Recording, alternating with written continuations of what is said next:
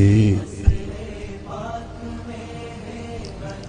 പ്രദേശത്തേക്ക് വരാൻ എനിക്ക് പേടിയായിരുന്നു.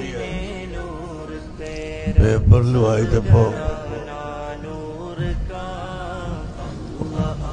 ഏതാനും ദിവസങ്ങൾ മുമ്പ് 0 ആണ്. തണുപ്പുമില്ല, ചൂടുമില്ല.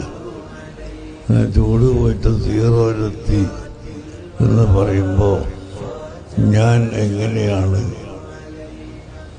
അങ്ങോട്ട് പോകുന്നത് എന്ന് ആലോചിച്ച് ഭയപ്പെട്ടിരുന്നു. കാരണം എനിക്ക് തണുപ്പ് പറ്റൂല. പിന്നെ നമ്മുടെ പ്രവർത്തകർ